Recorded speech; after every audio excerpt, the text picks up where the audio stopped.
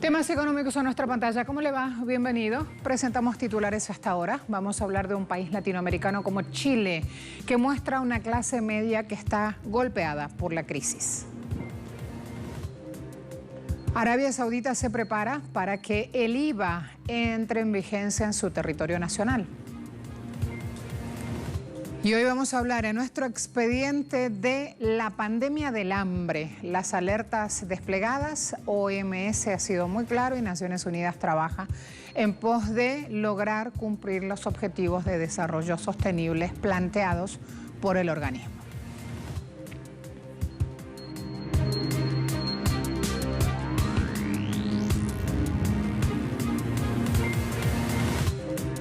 En México inició ya la reapertura económica del país. Ayer comenzaron en la capital el servicio de las trabajadoras del hogar, comercio, clubes deportivos, actividades deportivas individuales al aire libre. Hoy publicó Expansión, un sitio económico que la economía se desploma y enfrenta una recesión profunda. La actividad en México, actividad económica, se contrajo 17,3% en abril con respecto a marzo y cayó 19,7% en términos anuales. Cifras originales indican una caída anual del 19,9% con contracciones severas en la industria y los servicios, los cuales se desplomaron 29,6 y 16,1 respectivamente. Cita este medio económico Expansión al experto Alfredo Coutinho diciendo que dada la limitación de los programas de apoyo y mitigación de la crisis, la salida de la recesión depende en gran medida de lo que suceda en la economía de Estados Unidos.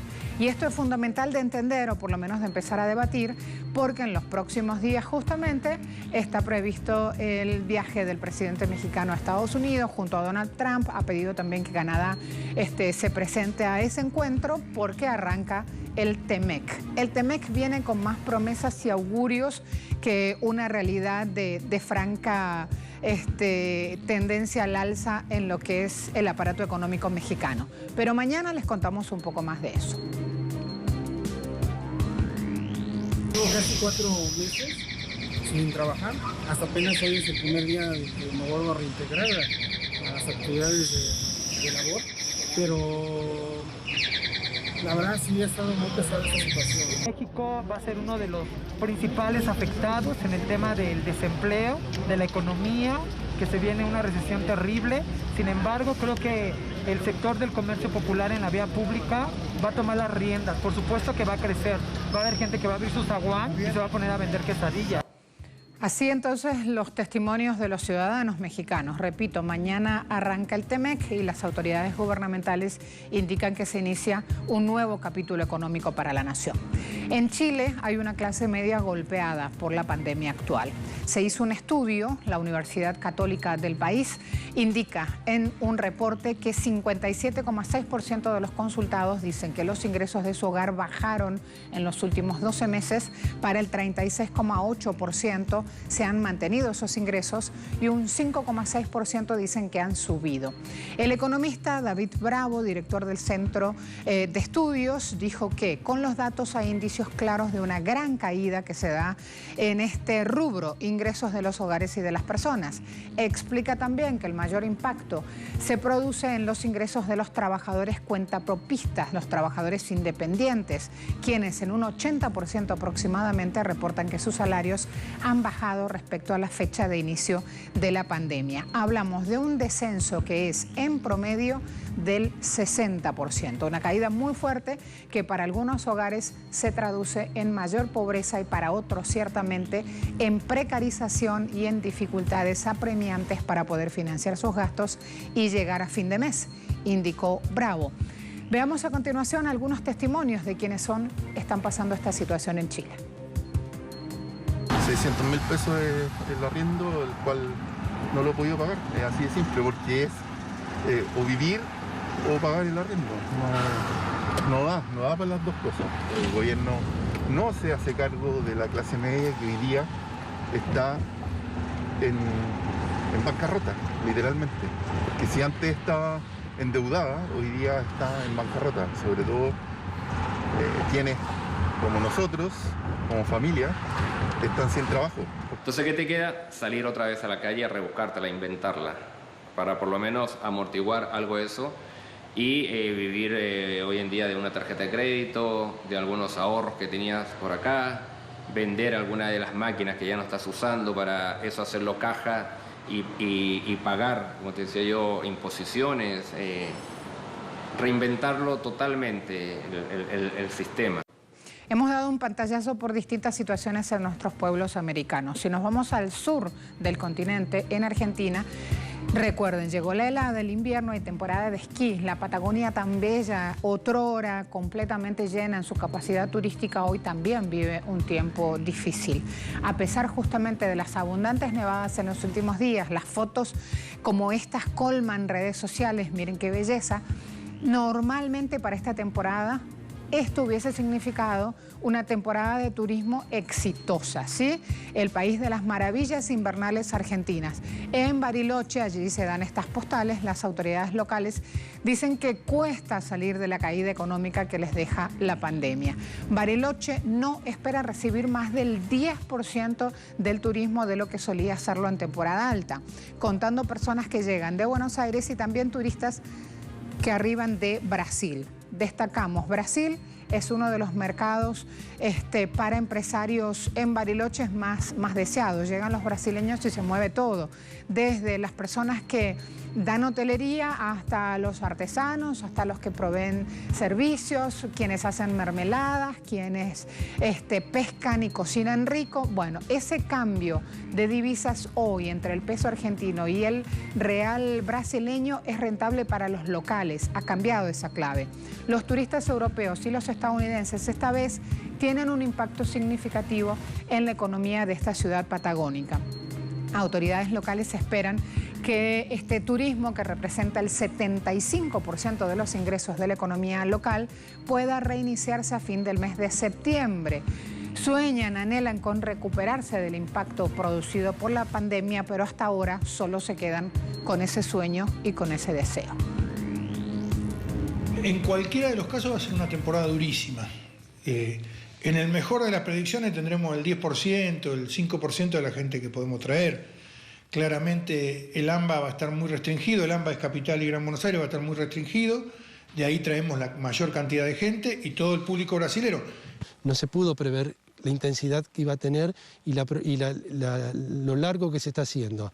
Pero igualmente sí, se fue trabajando, Bariloche está declarado zona de emergencia económica y va a ser declarada en los próximos días de desastre económico por las implicancias que tiene el turismo, por ser una ciudad que depende prácticamente en un altísimo porcentaje de turismo. Nueva Zelanda hizo un anuncio sobre APEC. A la vuelta de la pausa le cuento más.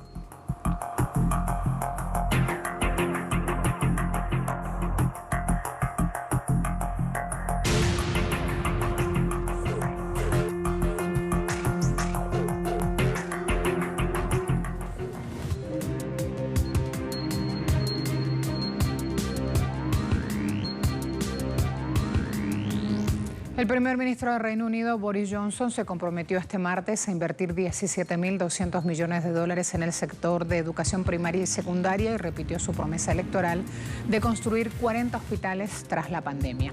Este discurso fue en la Universidad de Dudley, en West Midlands. Johnson describió los planes del gobierno para la recuperación en un entorno posterior al coronavirus.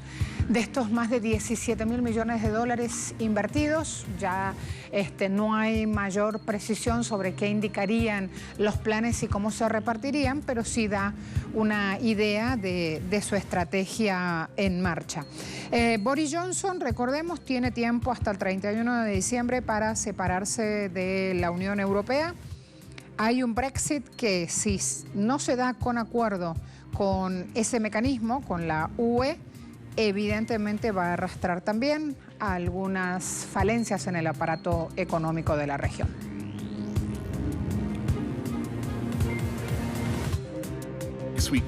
La próxima semana, el canciller Rishi Sunak establecerá nuestro plan inmediato para apoyar la economía durante la primera fase de la recuperación.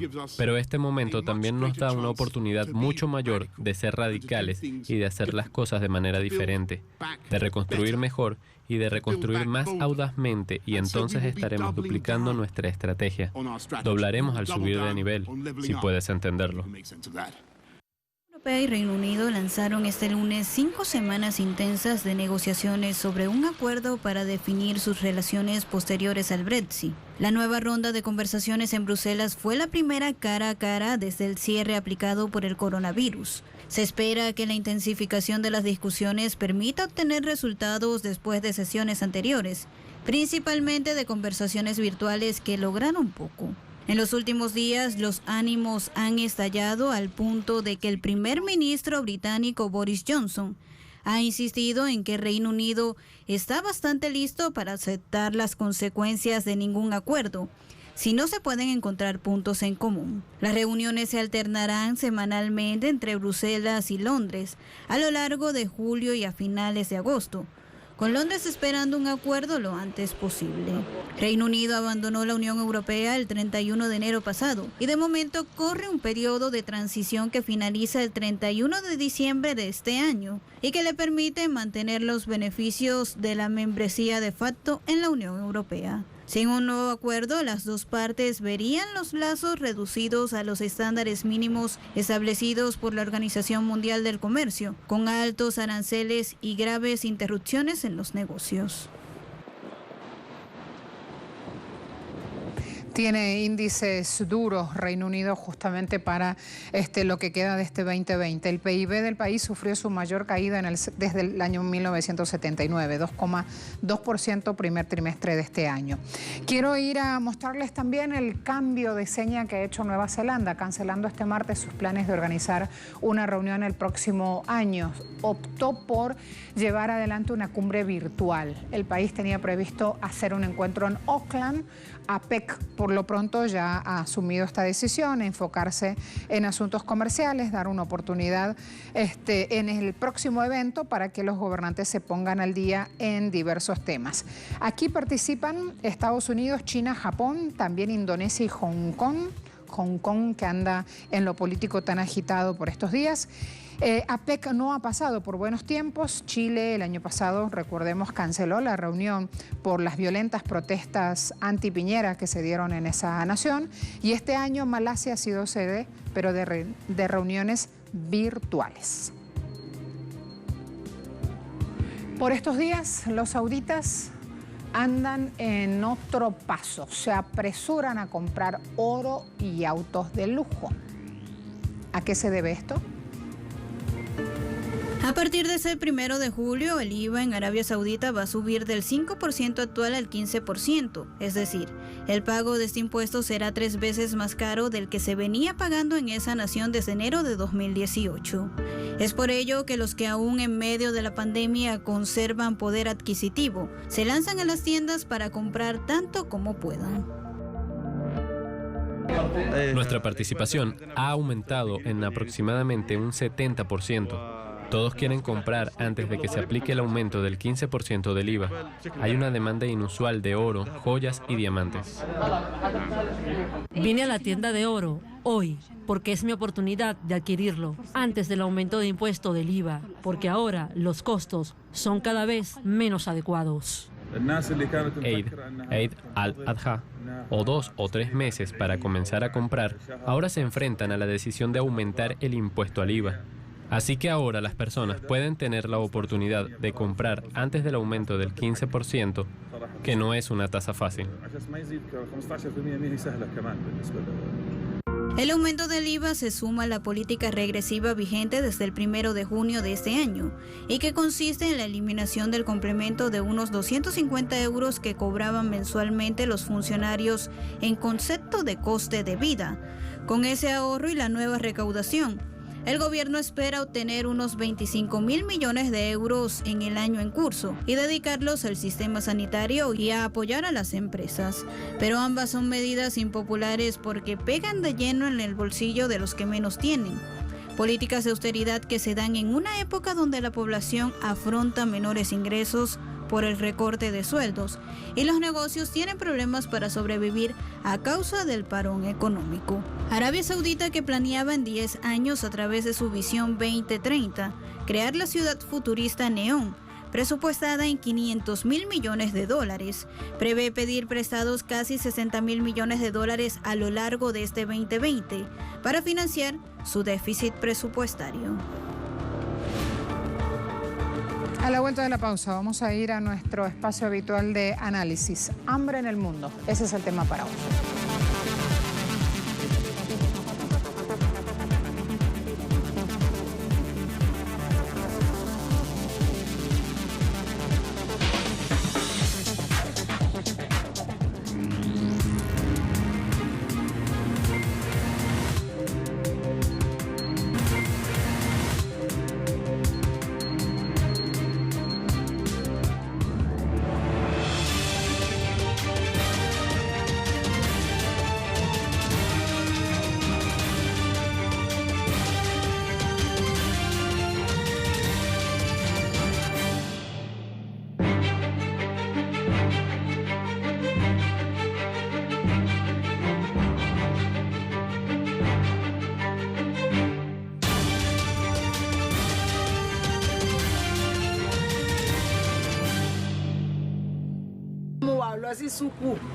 Mis hijos no están en la escuela debido al coronavirus, pero como están en casa, ni siquiera sabemos qué hacer con ellos. Si están en la escuela, al menos se están culturizando y obtienen comida. Me contenta haber recibido algunos alimentos. Son testimonios que se han repetido a escala mundial a lo largo de toda nuestra historia. Hoy, en un escenario de crisis sanitaria mundial, se replican con más fuerza. Ayer, la Organización Mundial de la Salud dijo que la pandemia estaba lejos de terminar y con esto es imposible parar la intensificación del hambre en el mundo. La pandemia de coronavirus empujó a millones de personas al hambre. Así lo destacó este lunes el Programa Mundial de Alimentos de la ONU, que solicitó casi $5.000 millones para ayudar a alimentar el creciente número de países pobres y de ingresos medios. El número de personas hambrientas en los países donde opera esta organización podría aumentar a 270 millones antes que finalice este año, cifra que representa un aumento del 82%. Antes de que la pandemia se desatara.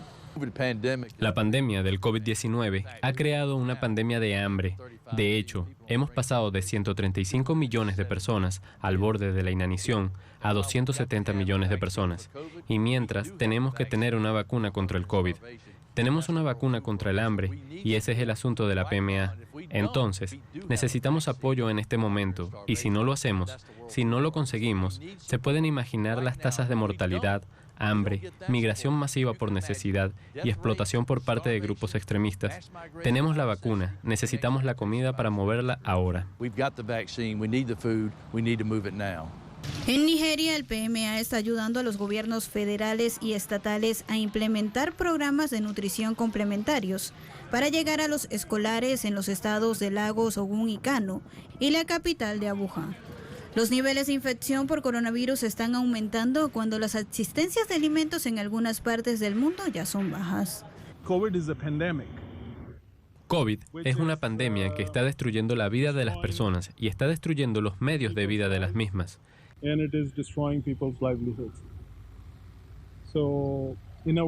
Entonces, en cierto modo, esta pandemia está causando otra pandemia, que es la pandemia del hambre. En esta época del año, muchos agricultores están esperando nuevas cosechas. Las temporadas de huracanes y monzones están comenzando, mientras que las invasiones récord de langostas en África Oriental y los brotes de conflicto se están sumando a una perspectiva ya desafiante para los hambrientos del mundo. Para hacer frente a la creciente ola del hambre, el PMA está llevando a cabo la mayor respuesta humanitaria de su historia, con el objetivo de ayudar a 138 millones de personas en comparación con un récord anterior de 97 millones en 2019. Es un problema global que requiere una solución global Y esa solución es esencialmente un tratamiento asequible. Pero hasta el momento en que lleguemos a ese tratamiento, debemos asegurarnos de que no solo salvemos vidas, sino que también salvemos los medios de subsistencia. Aquí es donde somos realmente importantes, lo que estamos haciendo como Programa Mundial de Alimentos. Solo el año pasado asistimos a unos 100 millones de personas. La agencia dice que se necesitan fondos sostenidos para apoyar su trabajo en 83 países, para proporcionar alimentos a los más vulnerables y para apoyar a los gobiernos que trabajan para frenar la propagación de la COVID-19. El PMA solicitó $965 millones como parte del Plan Global de Respuesta Humanitaria para mantener los servicios comunes a lo largo del 2020. Hasta ahora, solo se ha recibido el 14% de eso. Sin este financiamiento crítico, con este nivel de financiamiento, los servicios comunes del PMA se detendrán la tercera semana de julio. Este Programa Mundial de Alimentos, PMA, necesita de manera urgente una financiación sostenida para responder a las consecuencias de la pandemia en los grupos más vulnerables y apoyar a los gobiernos y a sus socios a medida que frenan la propagación de la enfermedad y lidian con las consecuencias de la pandemia. Está pidiendo $4.900 millones en los próximos 6 meses por su trabajo de salvamento en 83 países. La crisis sanitaria se desarrolla en un momento en el que el número de personas con inseguridad alimentaria severa en el mundo ya había aumentado casi un 70% en los últimos 4 años, agravada por los efectos del cambio climático, los conflictos y las perturbaciones socioeconómicas. Las consecuencias de la pandemia se están sintiendo con más fuerza en América Latina, que ha visto un aumento de casi el triple en el número de personas que requieren asistencia alimentaria, y entre las comunidades urbanas en países de ingresos bajos y medianos, que están siendo arrastrados a la indigencia por la pérdida de empleos y una caída precipitada de las remesas. Los picos de hambre también son evidentes en África Occidental y Central, que ha visto un aumento del 135% en el número de personas con inseguridad alimentaria, así como en África Meridional, donde ha habido un aumento del 90%. La nueva cara del hambre requiere respuestas especializadas con un gran aumento en el uso de transferencias en efectivo y un fuerte enfoque en los entornos urbanos. Las soluciones también pasan por empoderar a las comunidades vulnerables a través del apoyo social de sistemas de protección, acceso a servicios básicos, escolares y de nutrición, y apoyo a los sistemas alimentarios. La erradicación del hambre se centra en un modelo socioeconómico justo e incluyente. Gracias a todos. Será hasta luego.